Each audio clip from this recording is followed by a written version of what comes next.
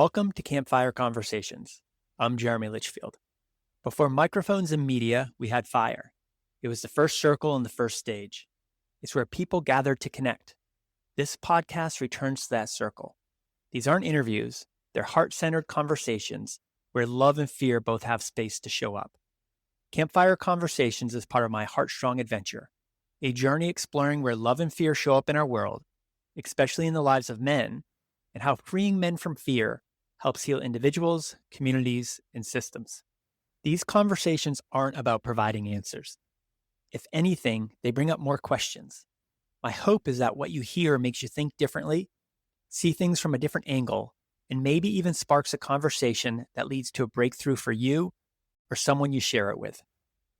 In this conversation, I'm sitting down with Sam Harris. Sam spent 24 years, 8 months, and 10 hours in prison. Came home on July 1st, 2024. And one of the first things he noticed wasn't how much the world has changed. It was how much angrier it had gotten. He spent 25 years inside one of the most fear-based environments we've ever built. And what he found on the outside surprised him. There was more hatred and fear out here than there had been on the inside. That observation has stayed with me ever since he said it. Today, Sam co-leads the Reentry and Recovery Alliance, works as a peer navigator with the Suffolk Public Defender's Office, and goes back through the gates of the facility where he was incarcerated to facilitate a program he built from scratch while still serving his sentence. What we talked about in this conversation goes deeper than reentry. We talk about what love looks like when it gets stripped away and what it takes to rebuild it. We talk about what it means to lead with love in a world that keeps giving you reasons not to. And we talk about what happens when a man decides to tend the fire instead of add to the smoke. We sat around a fire in Virginia Beach. What came out is one of the most honest conversations I've had this year about choosing love when fear would be so much easier. If this work resonates with you, I would love your support. The best way to do that is to like, subscribe, and share this podcast with someone who might need to hear it. These conversations matter, and your support helps them reach more people. Now, let's go to the fire. Sam, just really appreciate you sitting down with me, coming over to across the Hampton Roads area over to Virginia Beach from Suffolk to sit with me in front of a fire in my brother-in-law's backyard. Love to come Suffolk. Yeah, and of course, because nature is what does whatever it wants to. We really can't control it. You're going to have smoke in your face the entire time. Just because it doesn't matter where you sit, it's just always going to follow you, right? Yeah. So appreciate you taking the time to come out here and talk. I've just really enjoyed getting to know you and becoming friends over the last year and a half. Yeah. It's just amazing how you come across someone and just feel like, I think there's some sort of connection there. Yeah. I think we see things the same way, and so appreciative of the friendship we've developed. I'd love to just start off by saying, here we are sitting in the backyard of my brother-in-law in Virginia Beach. I live in Maine, you live in Suffolk, and we're about ready to just have film a conversation together. When you think about some of the more bigger things that brought you to this moment in life to be sitting around a fire with me, what are kind of some of the things that you think were key points that brought you to where you are right now and what you're doing? Good. First of all, good afternoon. Good to be here with you, man. I've been excited about this too, because I think like that too, what brought this together? What had me in Richmond that day? What had me give you the book? And I believe in the divine timing or whatever you believe in, but I believe everything happens for a reason. And one of the things that I remember hearing the title of the group you were in, White Youth Race for Justice, I was very curious about it. It's always been different. I never went with the crowd. And I was telling the guys at General Assembly last year, I don't want to keep being with everybody who agree with me or understand me. Let me go on the other side who don't quite understand. And sometimes it's not for disagreement. It's just that you just don't know. Yeah. Until you get over there and start talking, And I hate that it's sometimes a racial imbalance with that. But I've always been that way my whole life. Just always to go on the other side to see, okay, why do you think like this? So, and then that weekend, meeting you guys, I brag about it even now. how Paul did it. And everything happens for a reason. Paul and myself was 2 doors down from each other in prison. And just to watch him and observe him, and he knew about me. I remember when I was in, and he told my sister, like, God, I want to help him get out. But I didn't have parole or nothing at the time. But I know, and I remember, so when I got pardoned and came home, we met in the General Assembly about a week later, and he came and shook my hand like, man, welcome home. It's time to get busy. And we stayed in touch. And then the next September is when I meet you guys, you know. And even though our journeys are in different lanes, still the same topic, but I know it's like, I never thought that I would be this interested in going back in. I always knew I was into veterans and being out here, but this drive I have now of going back in and preparing them to come home. And I think what grabbed me last year was how the fanfare when I came home. Wow, he got out on this current governor. Yeah. Like, wow, this guy. And I always say it's plenty more of me back there that just need a chance to get their story out. You know, and that's what drives me now. And it's like, I think the reality is there's probably more of you back there than there are what society tells us there is. Exactly. Right. It is. And that's a whole other thing. But I think one of the things that you talked about your desire to go back in, which I've talked to some people and they talk about how hard that is. And I remember when we sat down and we had lunch together in September, and you were talking about going back in and this time going in the front door, right? Mm-hmm. But still, the way that you were describing the gate closing behind you and the sound of that gate, I could literally, I got goosebumps. I've never had to experience something like that. And to me, that takes a tremendous amount of courage. That takes a tremendous amount of love. You could have come out and been like, I need to take care of myself. Mm-hmm. And you need to take care of yourself. And then there's a lot of you, and then there's a big part of you that says, but I also need to take care of my community. I need to take care of others and so, really what drives you to that? And I always think about, I know God and faith is a big part of your life, a big part of what drives you. And I view it as like, my kind of spiritual beliefs are more around love. And I think in a lot of ways, God and love are the same. Exactly. We're using the same thing to describe we're using the same, different words to describe the same thing. So when you think about God, when you think about love, how do you define that? Because a lot of people think about love as a feeling you have towards someone else. Like you love your fiance. I love my wife. How do you think about love more expansively? Wow, I was thinking about it driving up here. I was like, you really don't know something until something is taken away, right? Yeah. And I remember being married when I went to prison, losing everything. And it's funny we're on this subject, but how bad you missed that word, I love it. And to the wife who I deserted to go to prison, and it's funny, I got locked up in November 1991. And I couldn't tell you when I told her that before when was the last time I told her I love you before that. Mm-hmm. So then you get in prison, you're facing, my release date said May 2052. Mama gonna tell you she loves you, all my sisters, and that's a certain kind of love. But when you miss that part there, and then the friends that you had out here, most of them are gone. It's something that you're missing. And I remember telling myself, I said, if I ever get a chance to love again, I'm not gonna mess this up. Because when you miss that, again, my mother and my family were very supportive, my cousins, my sisters. But when you miss that dynamic of friends and even your wife and your kids, it was something like, if I ever get that again, I'll never lose it. But you learn what you're missing by not having that part of love. Mm-hmm. Again, it's different when mom say, hey, I love you, I'm going to get my baby home and all that. But, and that drove me. And then what got me the most was when I started meeting the guys who didn't have the family like I had, the sister or the mother or the cousin. You literally meet guys. I remember one time, had to be 2003, 2004. A guy gets they call it, they usually do like a mail call. They call you for your mail. And I never forget this guy, they call such and such. They say, hey, such and such, you got mail? He's like, no, I don't. He wouldn't go get the mail because he had been locked down so long, he had never got mail before. He said, no, that ain't for me. I don't. When I started seeing like that, and he had been, at the time he had been down 20-something years, I was like, could I ever get to that point where nobody knows? And when they call you for mail, you don't even want it. Long story short, it had to be a long lost niece that he never knew of. They got in touch with him and say, hey, look, we haven't. And I was like, look at love.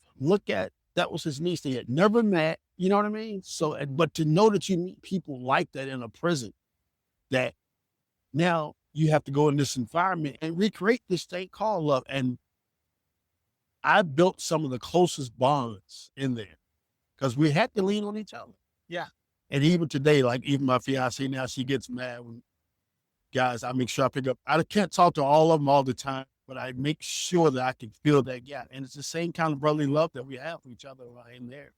And I know my story fuels a lot of them in there because there are a lot of them in there. One of the guys I'm really fighting for now, 18 years old when he fell. 27 years now. I'm trying to get him home, but imagine a kid growing up in a place like that. Yeah. And we were his family. So it's interesting, when you talk about, because I've experienced in the spaces of the Returning Citizen Luncheon, which is essentially a celebration of people coming home, coming back. And I still remember the first time I went, and even the second time I went, I was like, is the magic of that, of experiencing that for the first time gonna be there the second time? And in some ways, I was like, it was even more powerful because you go into this room where there are tens of thousands of years that have been collectively spent inside prison, one of the most fear-based, hardest places you could be, right? And what you see is this immense amount of love that you just don't witness elsewhere. And what amazed me is the way that the love was expressed for me.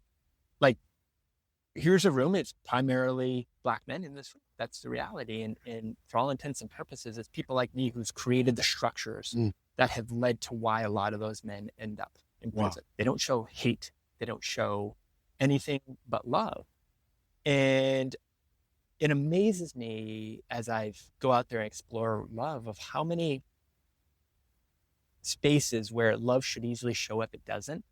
And in spaces like that where it does, you wouldn't expect it to show up, it does. And when you were telling the story about the one guy and his long lost niece, it's like, you brought me back to the sense of connection of like, when no one remembers who you are, you are completely disconnected, right? And like, there's something about love that having a sense of connection beyond yourself that I think is a very powerful thing. It is. Wow.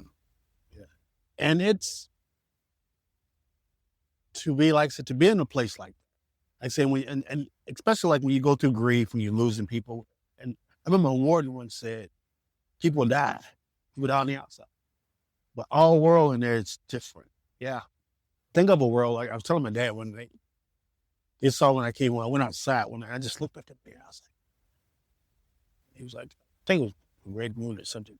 My family was like, wow. When I came back in, I said, imagine 25 years I couldn't go out and do that. Oh gosh. Just a star. And my dad was like, and I said, yeah, we'd never had a tree on the yard. I hadn't seen a tree except going to medical runs and all that. As far as me looking at a tree like that in 20 years. Because we can't have a tree on the yard. You can see trees around the prison, but to go touch a tree, my mom had this tree in the front yard. I just went to touch the tree.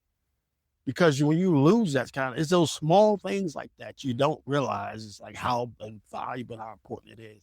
And I had a little nephew, again, thinking about love, my little nephew, I think he turned 5 last year. And he used to watch me do stuff like that. And it gave him a deeper appreciation. Because I'm the uncle that he kept hearing on the phone. Yeah. I'm here with him. And then he sees me admiring the tree or the stars. And I remember I had been home. I had been home a couple of days, and I went to the beach. I hate the beach.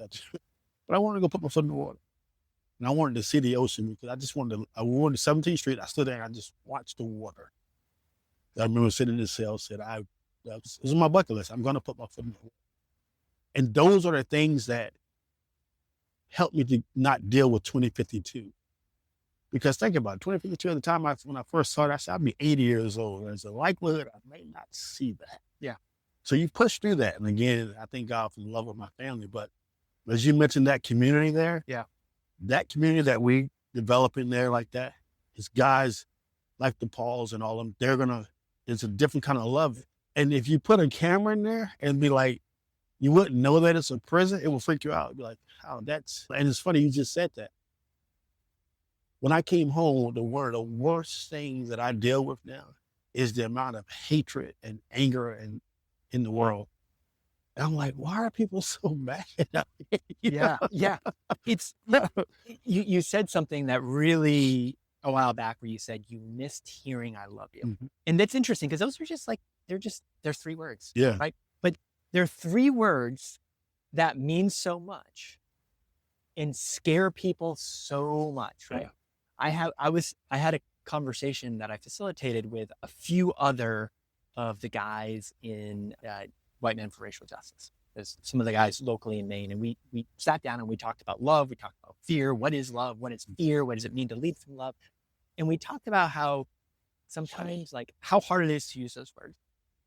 And growing up in families where they weren't said, Mm-hmm. like, my dad and I, we don't say those words to each other. We know we love each other. We don't say those words to each other because it's just kind of culturally how we've been brought up. And I just to me, it's so crazy and such a shame that culturally we've put ourselves in this situation. Yeah. That 3 words that mean so much. Like, you wanted to be able to say I love you to all the people that when you realize that could go away. Exactly. Right? Exactly. It's my fiance has a daughter, she's 14. Again, a good kid, great young lady. I remember the first time she's like, love y'all. And like, I remember like just yesterday we were doing something. Love you, Mrs. Lane. And it's like, man, I wouldn't trade that in for the world because you don't know. And she knows my story, everything I go through, and we talk a lot. To be accepted from this child like that. Yeah. And it makes her and her mom talk about it a lot because it's like, this is a child, but this world out here won't accept it.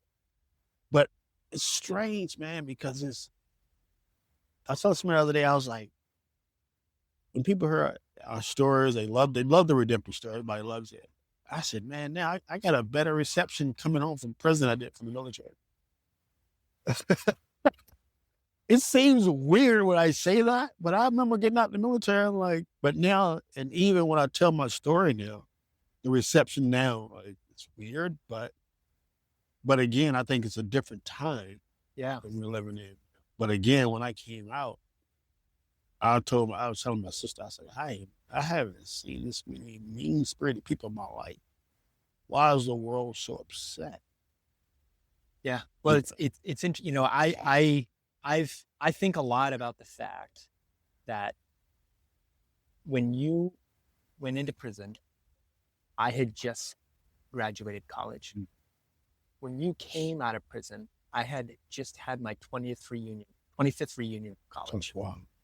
And I'm like, and I think about how much the world has changed during that time, not only kind of technologically, but culturally. And to come into that and to have to readjust to life like that, like for your story has had a tremendous impact on me in terms of opening up empathy for people because of witnessing people's lived experience. I think is so critical for us to actually get back to a place of empathy. And I've been thinking a lot recently about the idea of the difference between loving and leading with love, right? And loving someone or something is one thing. And it can be very hard, given the state of the world, to have love towards people right now who are creating a tremendous amount of harm for suffering for other people, right?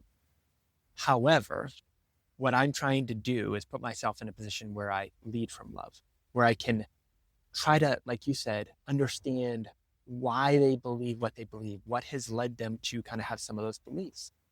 And so I'd love to hear your thoughts on and maybe you've never thought about it before, but when I say that and you think about kind of this nuance between loving, like the way that you love your family, the way you love your fiance, the way you love her daughter, the way you love, your brothers and your community that helped you get through prison versus leading with love in life, where there are people out there that are causing harm to people that you love.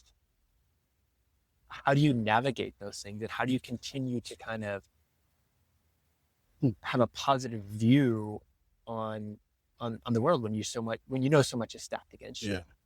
It's of my many jobs I have now.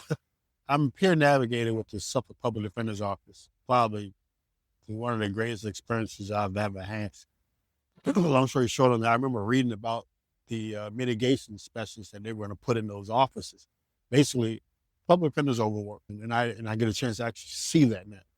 But I always wanted to be. There was a part of my case that never got to my lawyer, and I'm like, if I can be that guy to make sure somebody's paperwork gets to him to get a fair trial. So now I'm in the midst of all this, going to go to court every day or whatever. But this job is like, so I'm on a contract like 8 months or whatever, but I get a chance to be that person that can say, hey, look, he made a mistake. Best part about this job is we're trying to identify substance use disorder and mental health issues.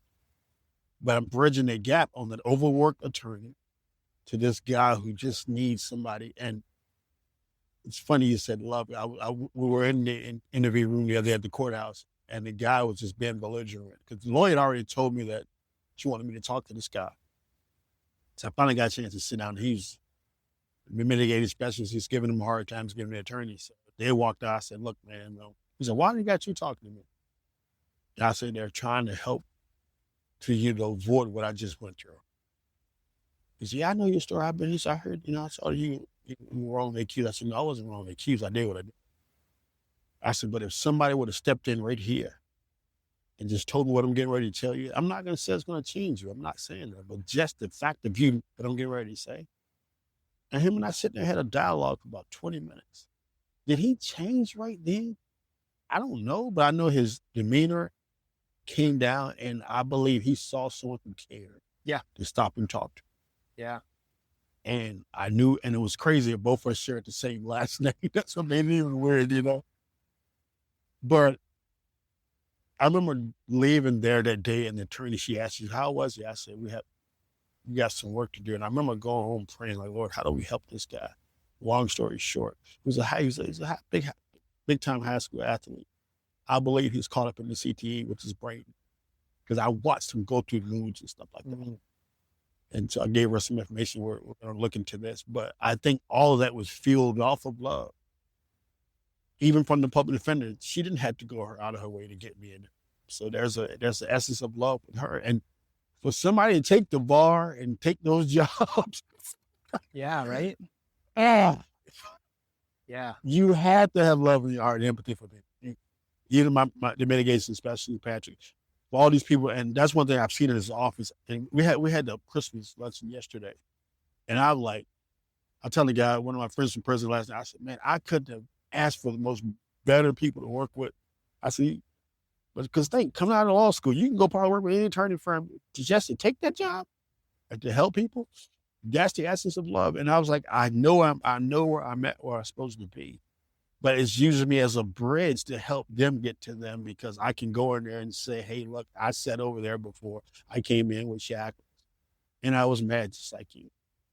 And I couldn't see the empathy and the love that people had. And I'm trying to help them to see it and to be that voice. And I think that's what we're missing now. We're missing that nobody wants to just take the time and hear both sides. Yeah. Yeah. No, we've gotten so caught up on all sides. Yeah. It doesn't, this is not a political thing.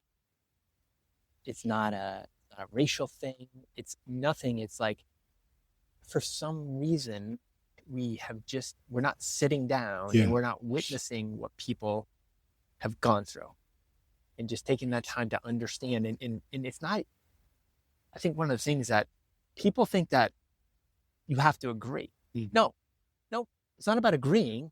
It's about just listening. I had a conversation recently where there's a therapist was in there, and he was talking about just some of the issues he felt men are dealing with right now. He's like, I think men in general just don't feel seen in society. And this is probably more oriented towards white men.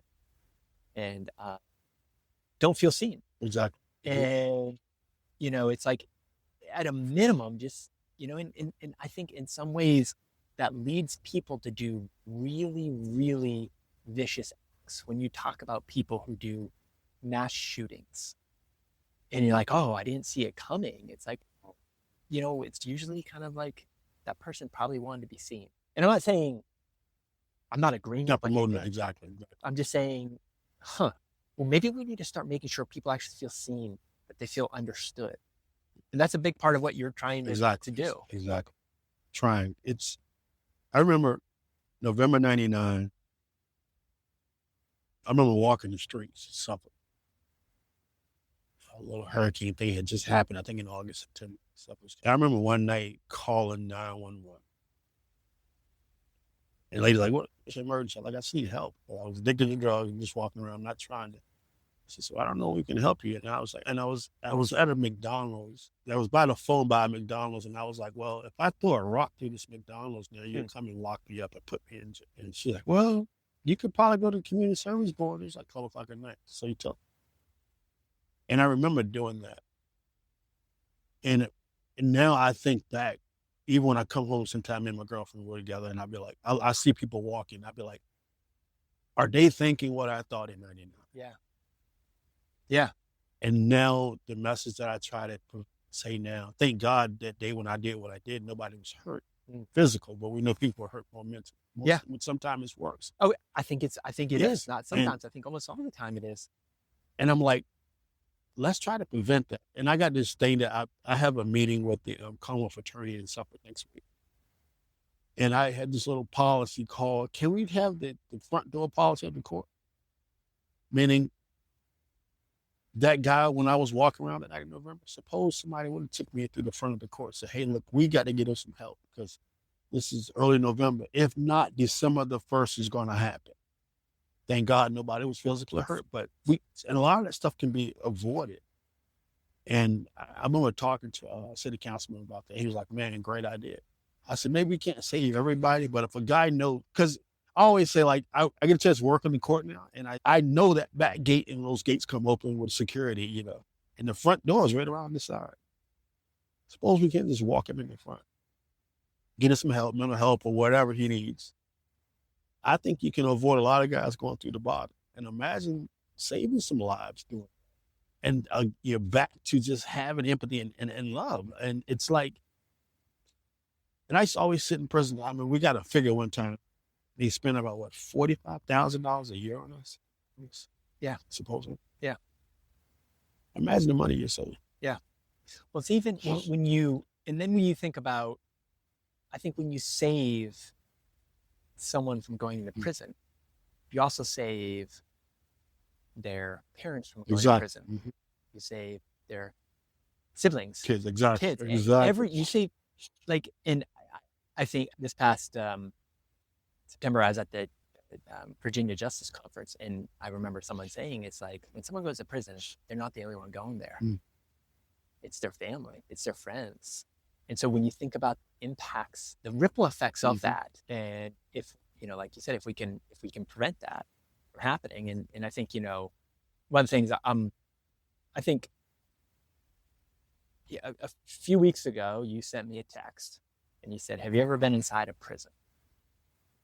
And I haven't. Mm-hmm. And when you made that invitation for me to join you, that quite possibly may have been one of the biggest compliments I've ever gotten. Wow. Because I was like, wow. I think in the sense of, that's a hard space to go into, right? I think it's going to be a very impactful, transformational experience for me. I'm gonna bear witness to things that, and it's going to be, I'm excited for it, excited in the sense of the growth that I think it can help me get. But I just wanted to let you know how much of a compliment I viewed that you trusted me enough to know that I could go into that space and I could, hold space for the people in there. But one of the things, hearing so many people I've talked about how hard it is to go back in there, and some people are like, I just can't do it. There's too much trauma there, and that's what you do. And I think one of the things that I remember you said to me one time is, you're like, reentry starts on day one. Yeah. And so when people do end up in the system, that's basically, a lot of the work you're doing is there as well, right? You're like you said, you have your hands in a lot of things. Don't know how you're keeping it all together. Yeah. And I'd love to hear a little bit more. You share about some of the stuff you're doing with, with your reentry work and the organization you started, and like an approach you're taking that is centered on like actually how people heal through therapy and getting access to therapy and getting people talking and yeah. So I'd love for you to kind of share some of that and why, again, what is it that drew you there versus, hey, I need to look after myself. It's twofold because I don't know if I ever told you. I did a little bit of time before this time. I got in trouble, did a few months, and I got out. And I never dealt with why I went in. Long story short, I almost drowned in '89 when I was in the Army. Finally got PTSD in 2015. So imagine this land going, not making excuses for that, but it's like you go to a place to be rehabilitated. It never happens, but it has to be self first. So the first time it wasn't. I was back in there, and now it's like, man, I got to get this together. And now imagine me facing 2052 release date. I pled guilty to supposedly got sentenced to 20 years. That went haywire. But I was determined when I went in. I was like, I probably got one shot to get out of here. And I got to make the most of it. But at the same time, I had to be a different person when I leave. Got to be twofold. Because when this one chance comes, I had to learn it's not about getting out, it's about staying. And I realized I can't be that person who came back. You know what I mean? So I had to change this whole little narrative. And it was a journey. And like I explained to you last time, and one of the things that really got to me was, I remember talking to the General Assembly caucus about education in prison. And I told them how I was denied that because of my sentence. Because I was considered a long-term inmate. I couldn't take most of the classes and all. I'm like, but me, I wrote it up and got to take some classes. But imagine that little 17-year-old kid being told he can't take a class because he's not getting out. Because it's short-term school, it's long-term, all these little rules. I'm like, how do you expect the guy to get better if you told him he can't even take a class to learn how to read? So, but I'm like, I'm gonna be better when I leave.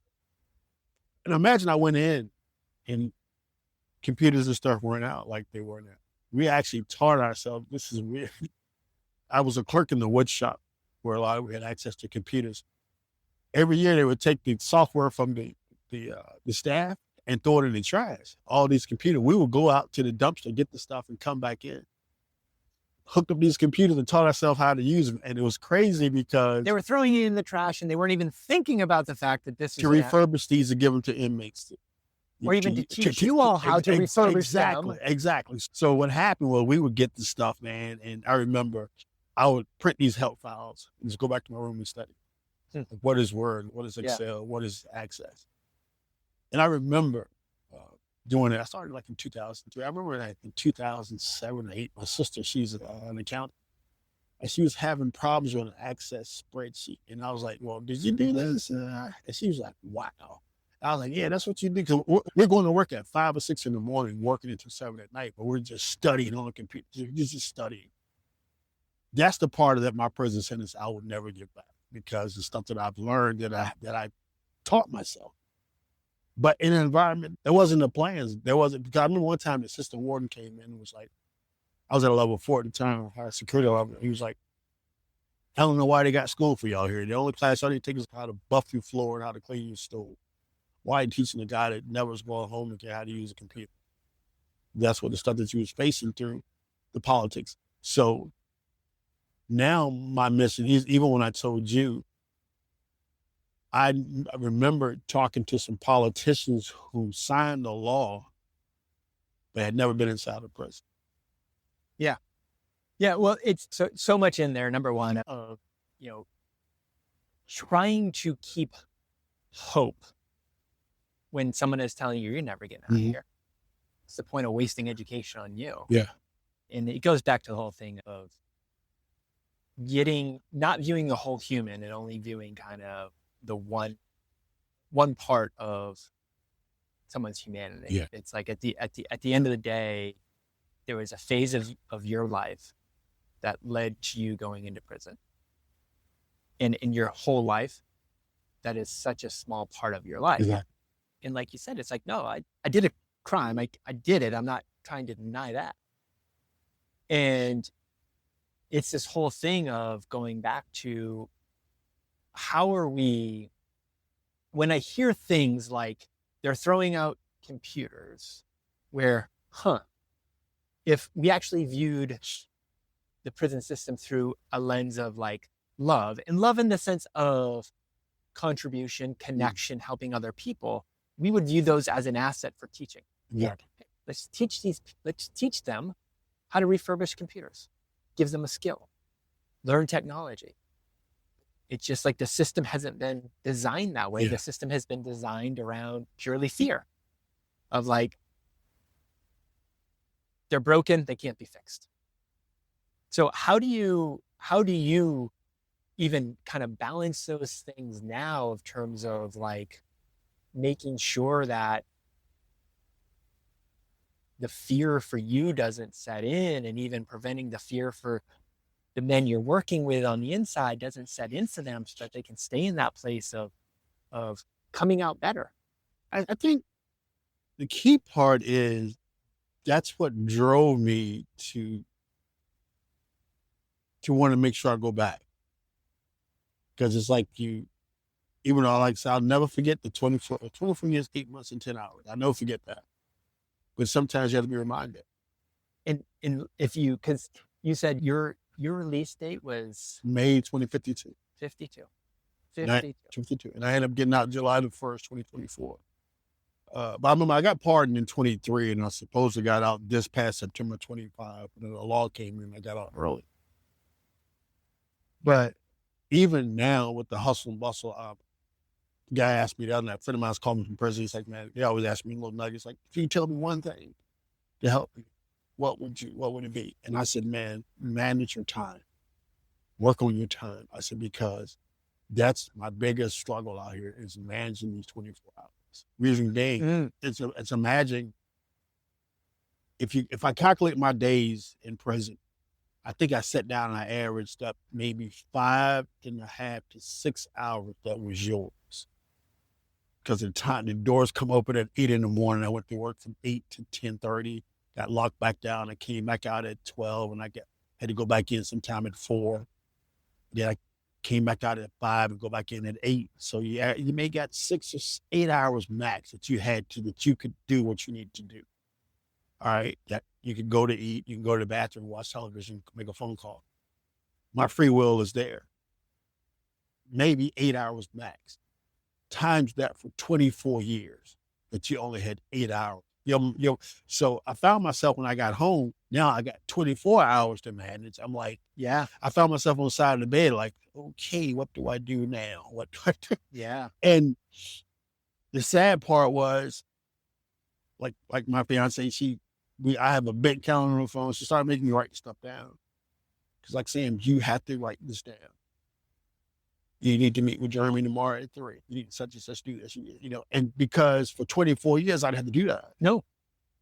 And now I was like, I don't need to write it down. I got it. Okay, Jeremy is 50 minutes from you. Traffic, you need to start. Imagine you haven't done it in 24 years. If you don't manage that time like that, it's going to eat you alive. And I actually saw the frustration, what that can do to people. And because it started doing it to me. Because like, I told my girlfriend, I was like, sometimes I got all the time in the world, so I don't do nothing. Now, today I had 5 appointments. Now I know how to start stretching it out. And let's back up a little bit. I have a therapist every Monday. Mm-hmm. And I met her through my little letter writing campaign, and she had promised me that she would see me. But I speak to her every Monday for an hour. And she helped me to understand that, to say like, for 24 years, you never manage your time. Now you're out here trying to, and it's a process. And when I tell people that every coming right at you. And every time I go to speak, I got you. And every time I go to speak, people look at me like, and I remember one time I told a guy, I said, do me a favor. Go home and sit in your bathroom about an hour. Just sit there. And I remember the guy texting me back, man, I couldn't sit there for 30 minutes, Yeah. you know. But Yeah. imagine doing that for 25 years. Wait, oh, you know what? I'm gonna. And then just think, you have 24 hours to manage that you only had 8 to do for 25 years, and not making excuses for it. It's something that you had to learn how to manage time again. And it's still a process now. It is, you know, but it was. You just couple things in there. One, the whole idea of saying go sit in your bathroom for an hour. No, Like literally just, and like, let's be real. Most people couldn't do it. I don't know if I could sit 5 minutes. Okay, I'm very sure I can make it 5, but I'm gonna do that because I think that's one of the things. Is like do that, and then like, okay, now imagine that being pretty much every hour of every day, and then being told that's going to be the next 50 years of your life. And how do you deal with it? Yeah. Yeah. And then when you were talking about just the ability, the challenge of managing your time, right? All of a sudden you went from having no freedom, because even like when the hours you did have, it wasn't really freedom. It wasn't freedom. No. And then all of a sudden you come out and you're like, okay, for the most part, so I was having a conversation a couple of weeks ago with the minister of the church that I go to. It's a Unitarian Universalist church, which I don't know if you know much about, but it's kind of, it looks at basically all religions and it's more of a spiritual view of things. So it's not just one thing. We'll study everything from Christianity to Judaism to Islam, all these things, and to Buddhism, and kind of look at kind of a little holistic view of spiritual. But I was talking with our minister in one of these conversations, and she's pretty amazing. And she talks about the fact that freedom's actually really hard. Yeah, freedom's really hard because you have to make your own decisions.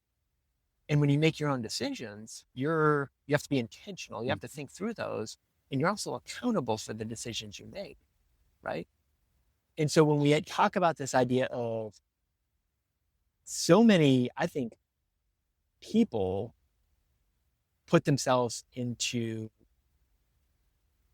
kind of prisons in the free world because they don't know how to manage that freedom, right? And then all of a sudden it comes down, and that's where we get into strict ideologies. Yeah.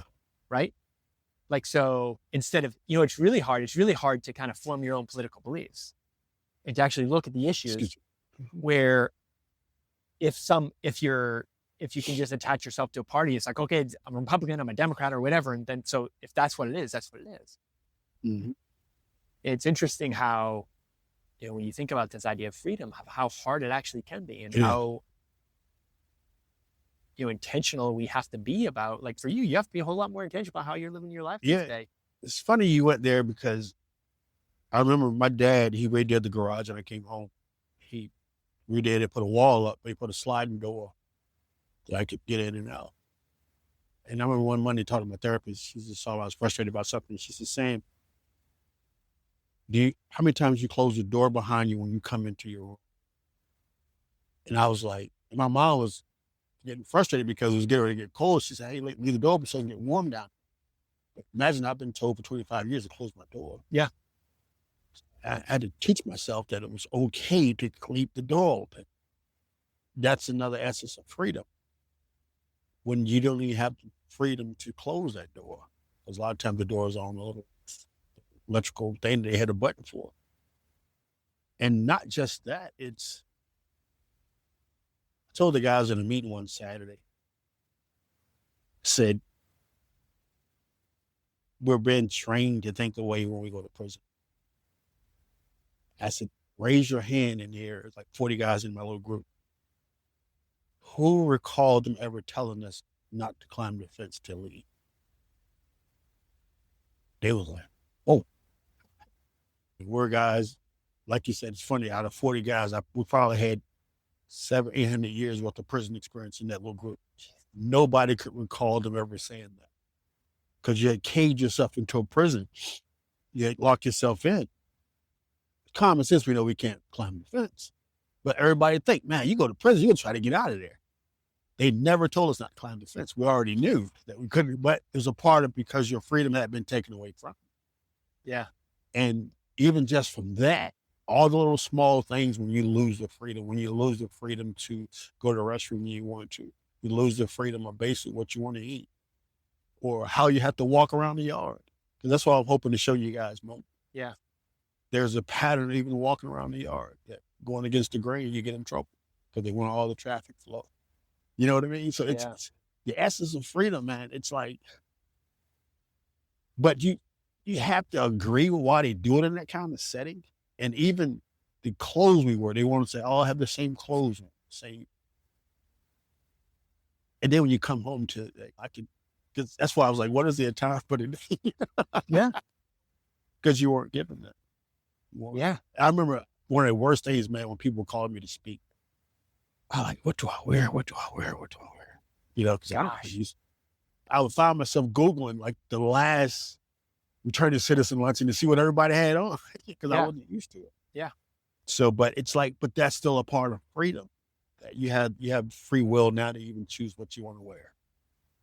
And one of the things I remember telling an organization that called me and asked me, can you come and speak? And I was just tired. Like last year this time, I was just burnt out. And I remember the first time I said, no, I can't. I'm not doing nothing to Jerry. Yeah. And I felt so bad. Like, God, I told them no. Yeah. But that's a part of freedom that I had to start. Yeah. Accept it again. Yeah. That I have a right to say no. Yes. Yeah. Well, I think, which also comes down to the thing of like understanding that I had someone said something to me recently that I this story, I think it comes it's like more of a Buddhist story, but I just love it. It's like, there's a story of someone who's carrying a cup of coffee and someone bumps into them and they say they spilled their coffee. And that person's like, you bumped into me and you made me spill my coffee. And then the response is, well, you didn't spill your coffee because I bumped into you. You spilled your coffee because you were carrying coffee. If you're carrying water, you would have spilled water. If you're carrying whatever, soda, you would have spilled soda. And the story is, whatever you carry is what you spill, right? So if you carry love, you spill love. If you carry fear, you spill fear. If you carry hate, you spill hate. And I think one of the things that's important for people to remember, especially, people who are doing really hard work like you, is if you're spilling love in the world, you need to make sure that you give yourself the space to kind of make sure that you replenish that. Yeah, right? Exactly. Right. And taking care of yourself, and that's self-care. And I think that's in some ways, that's what a lot of what the work you're doing with guys in prison is like. Even some of the circle conversations you have in the program, what is it, IO More? Yeah. And that program is about, in some ways, it's about helping people kind of fill their reserves, right? Yeah. At least that's the way that I view it. It's funny. It was IO More. It's inspiring others to work and excel more. Yep. I'm gonna tell you the story. It was, that group started, one night I'm looking out my window, and we were facing a huge overdose epidemic that's going on and watching guys die. And like, what can we do to help these guys? So we first started, it's called the 52-part life recovery. Then we changed it. But we just want to have a setting where we could come together on our own without counselors, without the staff. We could have real live talk. Yeah. And again, I have a counselor there, one of my counselors. She was a counselor there when we first started. She's crazy about the group. And she's like, she's seen the effects that it had on people, because we could sit around 40, 50. I think we got 80 guys one weekend. We can just sit and we could talk about issues that we can't, not that we're talking about escaping prison, but there's certain conversations that we can't have with staff. No. It's going to be looked at different. Yeah. From my co-founder, his mom dies the first month we started the group, and his son commits suicide in the second month. And he has to deal with this inside of prison, but now we have this setting that we can come to. And we found out that that's a hard thing for men to do, is to sit and just talk. And now when I go back in and talk, and I love the question, somebody always going to ask, how are you so successful? Why? And like I said, because of talks like this, or because we talking to my therapist, that's a part of it. And because we're finding out that I'm not a bad guy, I got some trauma, stuff that I have to deal with that I never dealt with that caused me to want to medicate to do. And now to think that you're helping somebody through that. And one of the things that I know that always amazes people when I go back, I watch on like Facebook a lot when I put up a picture about going back to some of the comments that I get. One of the key things of going back in there is dealing with the fear that I left behind. Because you walk around a prison, there's a sort of fear, not that you walk around nervous all the time, but anything can happen, you know. And I remember going through the back gate when they let me out. I feel like the whole world's in color again. But I just wanted to come through the front to say, to go back in and especially to tell them, if I can get out of here, you can too. Yeah. And make it your, and I think it helped me to deal with my fears of coming back into a world that I've been going almost 25 years. Mm-hmm. Sometimes I had to go back in there to relate, to understand, or to even remember, hey, and on my bad days, when I had those bad days, I'm like, I don't want to go back in that cell either. But I think my therapist said, we're talking about the recidivism. Why do guys go back? And I came to figure that I had a guy I was trying to help a few weeks ago. He was like, Sam, I don't mean no harm. I had it better. Yeah. Guy did almost 40-some years. Yeah. And he did. Because remember, he was fed, was clothed, commissary king, everything came to him. Now he's in the world. We're not saying it's right that he can't independently take care of himself. But, and I remember years ago when guys would get out of prison and go back, keep going back, because it was easy to live in. One of the worst things, and I'm hoping this changes in a few years. They have reentry when the guy's short, when he's about a year or so out, time for him to go home. That's why I love the phrase reentry should begin day one. Yeah. You can't teach a man that's done 25 years in 18 months how to adjust to an outside world. But this is the crazy part. You're doing it because my cousin, she said, why is reentry inside the prison?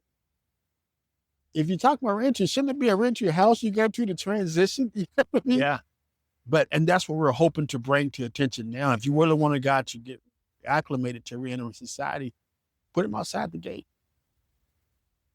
About a year and a half out. You see, because we got to get him to function. And imagine coming home and not knowing how to use one. Or realizing that nobody cares cash. Yeah. And like I said, the car starts up with a button. Yeah. And I remember there's a class called Productive Citizenship that when you're ready to get out, they give you this class. And I wanted to take the class because it's the book so it tells you all the life skills that we should need. It said I couldn't take the class because I had too much time. But when I get my pardon, You couldn't take that because you were.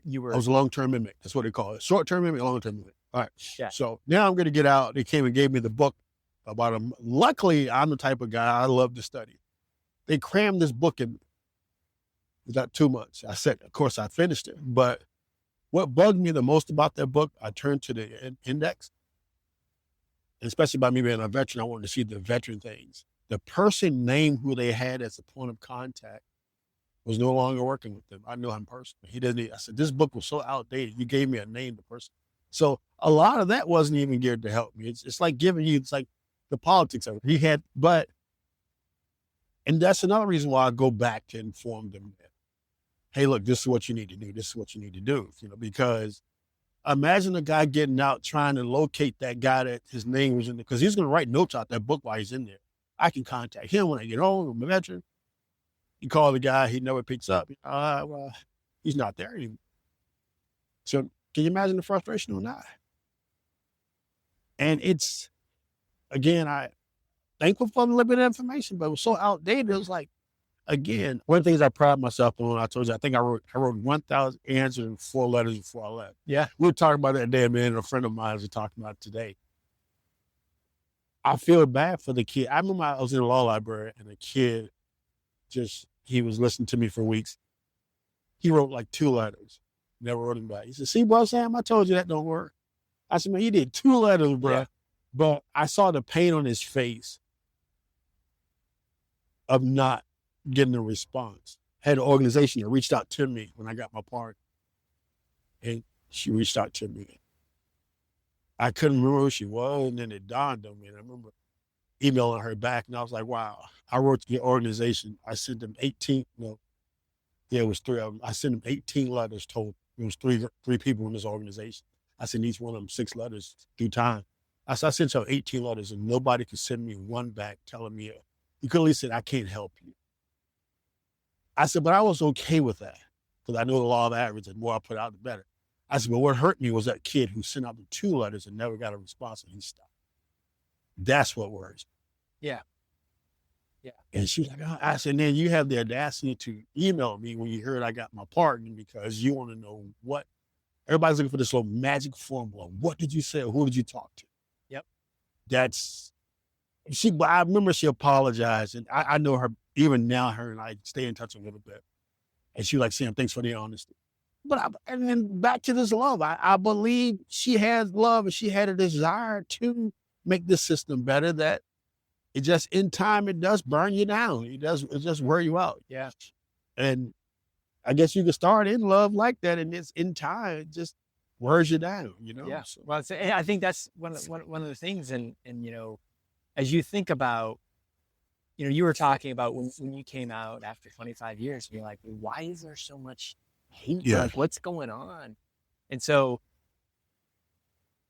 when you think about, I feel like one of the reasons why I love doing these conversations around a fire, number one, so now we're going to smell like a fire. Yeah. But fire takes tending. And I think as humans, we need tending. We need to tend to ourselves. We need to tend to our communities. We need to tend those things, because if you don't, you talk about, people get into this and they get burnt out, right? Because their fires aren't tended. What are the fires you think we need to attend in ourselves and in community right now to help kind of get us back to a place where we don't necessarily have to agree, but at least we can talk. We can start to understand. We can we don't have to have so much hate. Yeah. Like I said, man, I remember sitting in prison every year. I would watch a General Assembly of this 3rd week of January to about March. I literally would sit there for hours and just watch certain bills come up. And I watched some senators. One of them was a military. He was a military guy. This guy was very vocal what he believed in. And he kind of went after this one guy that I know. He didn't want the guy to get out. And I said, I would love to meet this guy. I want to meet the senator because he was ex-military. And I know one thing about the military is this. You have racism and all kind of stuff in the military, just like out here. Yeah. But when it comes down to that battlefield and people shoot at you, that black, white, whatever, that everybody's survived. Right? It survived. Yeah. And this guy, and I wanted to meet him. So I had a chance to meet him last year and shook his hand and we talked a little bit. I didn't even say nothing negative, or I didn't bring up how I felt about a comment he had made. I just wanted to show him. And I remember I shook his hand and I said, all I'm saying is, you just congratulated me on coming home. There's plenty more of me back there. Just listen to me. And especially our military. And somebody asked me, said, did you think you got through to him? And I said, like you said, it's not all about just right and wrong. It's not. It's just he heard another side of this and saw another side that he didn't see. Yeah. It may be 15 years down the road. We don't know. A seed may be planted and say, hey, you know what? And this is something I always say, Jeremy. I always tell people. I remember a guy got mad at me at work one day in the law library, and I was like, he said, I hope you go home, man. You help us out. I said, yeah. I said, I am. I said, but don't get it twisted. I'm not for shutting these places down because they need them for a reason. I said, because I'll hit 911 just like you will if something happened to my family. Yeah. So we need these places. I said, but in the process, let's let these places do what they're supposed to do. If you're supposed to rehabilitate us and make us better. And I said this to a guy, I think it was a delegate. No, it was a parole board member I talked to about something. And I said, they called me when they asked me a crazy question about parole. I said, okay, you want my answer now? Here it goes. 200 guys go up a month, estimate. So between 3 months, you got 600 guys that went up. And I think at the time, 2 or 3 of them made parole. All right. So take that number over a year time, 6 guys make it, and 1,000 of them went up. This is how I view that. If the state gives you $45,000 to take care of me to rehabilitate, and 200 of them went up and they not rehabilitated, I said, think of this theory. Just follow me here for a second. Your car breaks down. You took it to the shop. He keeps your car for 3 weeks. I said, man, what the car? He gives you your car. You drive it for a few days, you break it again. You may take it back and say, hey, dude, look, man, the car. He said, oh, yeah, let me check it out again. He keeps your car again and get it back. Jeremy, how many times you took your car back then? It's not going to happen. So why are we giving the state all this money to rehabilitate people? 200 people go off for parole, only 3 make it. I remember I was watching something, I think on something, I forgot where it was. In the business world, we call that malpractice. Yep. I invested all this money and I didn't get this return. But why are we doing it with the criminal justice system? 200 guys go up and only 3 are ready to come home. Somewhere it's a disconnect somewhere in here. And if it's 30, if it's at the time, I don't even know the number now. Let's say if it's 40,000 people in the system now, you're giving 50,000 per person, and nobody's ready to come home. That whole thing has to be in the business world. We wouldn't do that. Yes. Well, and I think, it's one of the things is when you talk about it, and business is part of the problem. Yes, it's a business. It's a business. And if there's beds, beds are, and it's like, it's an unfortunate thing. You remember I tell you about those computers? Yeah. We're working for Virginia Correction Enterprises. There's an enterprise inside the prison who makes all the furniture for all the state agencies. Yep. They were paying, I was getting paid 80 cents in prison is double the amount that a normal inmate makes. The highest a regular inmate makes is 45. They were paying us 80. Our max is 80 cents. We started at 55. We max out at 80. I think it's $1 now. An hour? Yeah. We were making the furniture for all these companies. A friend of mine was a draft who actually, he's AutoCAD, computer automatic drawing. He actually drew the furniture up on the computer. Got it made. One day we get a newspaper we see, and it helped one of the sections. A draftman, this was in the early 2000s, was making like $75,000 to $80,000 a year. You paying them. And I remember they got this big lawsuit. These companies came at the VCU because, again, they were supplying all the universities with their furniture. These companies were losing these bids because he's paying him 80 cents. This company's paying the guy 80,000. He's going to get underbidded every time. Yeah. But they'll let me use that same computer to do that, but they won't teach me how to clock in and out when I go to McDonald's. Yeah. So, you know what I mean? Yeah. So it benefits you to do this. You do this. If it don't, you don't. And again, and I remember reading some stuff. I was reading a couple of weeks ago about in the federal system how they have contracts, slaughterhouses, to give food to Wendy's and McDonald's. They have inmates. Oh yeah. I was like, are you serious? The amount, yeah. Well, and then let's put this into even a little bit more context in terms of, I've been on JPay, which is an app for kind of emailing within people who are in prison, right? And like when you're buying stamps to send an email, it's like, if my memory serves me, it's like 40 cents an email. Yeah, exactly. So you have to work 1 hour to send an email. Exactly. And so like and then you talk about, what does that do in terms of your ability to stay connected to your loved ones? And then like, okay. And then when you even start talking about needing to buy things like because like you're not given like deodorant, stuff like that. Exactly, it's like you still got to buy that. And I can't even exactly. imagine what the cost of deodorant is, right? Yeah. And the companies that are profiting off that labor it's nothing enough. I remember I was writing something up back in the days. I can't remember what it was. And I equated, I think the deodorant at the time was $2.45. I said, deodorant is 5% of my monthly income. I said, now equate that to the street of you paying $400, $200 for deodorant. That's what we're doing. If you do numbers, Yeah. If you do numbers, if you do percentage, if you take the percentage that I'm paying for deodorant in there, would you pay $400 for a bar deodorant out here? Yeah. And I remember I forgot I wrote up something, and we were in there. But this is the catch with that. I think one time ago they was giving minimum wage in prison, and something happened that they found out that they could charge us room and board. It was, I don't know the whole mix up behind that. And they went from minimum wage back down to I think the pay scale is, 27, 35, and 45 cents a month. And I remember when I was in on a good month, you were making like $52 a month. But a television was $225.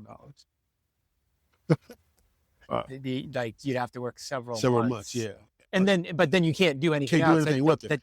A soup was 80 cents or, yeah, you see in the economy, it doesn't add up at all. Yeah. But to see guys, what I love about it though, I knew a guy who saved money and bought a television. And I remember talking to someone, I was like, that's what I look at to see if a guy's ready to come back out in society. Yeah. Because you can't phantom that, having to save every dime you make to buy a television. This guy had to do that. Yeah. He had to go to Child every day to eat what was on the tray. He had to put this money up to pay $200 for a television. Yeah. To have a television. And if that's not discipline, what is it? Yeah. I think that's the thing, and I think it's a great place to end. And a question I just want to leave for people who listen to this is, like, we've talked a lot about what people experience in the system and the work that you're doing to help for them to reenter, because it's really hard when you think about what it's like to have lived that way for even like 5 years. So much changes in 5 years these days.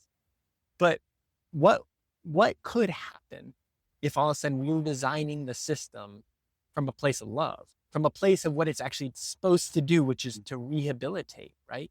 To help, to ensure that people are coming out better so they can actually make positive contributions into society, right? And, I hope, and why I was so excited to be able to sit down and talk, is to get more visibility for stories like yours so that people can understand, and not, regardless of what people may have done that landed in them in prison. And we're not trying to say that what they did was right. And, but we don't even, and then we can get into all the things that may have led to them doing it. Let's set that aside. They're still humans, right? And let's not take away humanity, because once you take away someone's humanity, you're taking away your own humanity. Exactly. And I think that's a really slippery slope for us to do as a society. And I think this is such an area where we can improve upon it. And Sam, I so appreciate you taking the time to talk. And like I said, I've just so enjoyed becoming friends over the last year and a half. And it's just been an honor, my friend. Thank you, man. I appreciate this. And I like this part because it gives you time to be the voice for those guys back there. Yeah. And it's funny you said humanity. Like, I love working with Taj.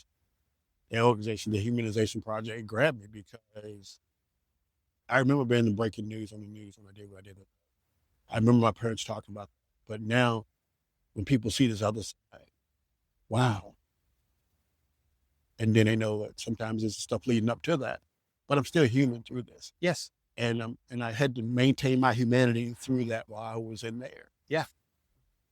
Imagine trying to do it every day when they're trying to snatch my humanity. When they're trying to take it away. And that's really, really hard. Yes. Even to the point that I remember, even like I said, they had to use the bathroom while another man is in there, or having to strip down when they search you, when you're trying everything to take that from you. And I can hold on to that. And when I look at my brothers and sisters behind there, when you can hold on to that, that's the biggest part of holding on to hope that you have. Yeah. Because we know that people succumb to and take their lives or do things like that in there.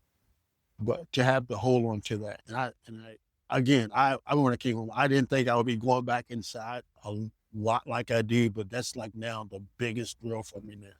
And the things that I want to do now to take people back inside. Because I believe you're going to have an experience money that I guarantee you won't. And the people you meet. I remember we took the cooking show back in there, and the applause. I remember getting texts from people saying, man, that was like a family reunion that y'all had. Because you just show love. You show where people just open up and just, you wouldn't thought that was a prison yard. Yeah. But that's part that we're hoping to show. And to me, that's the essence of rehabilitation. Yes.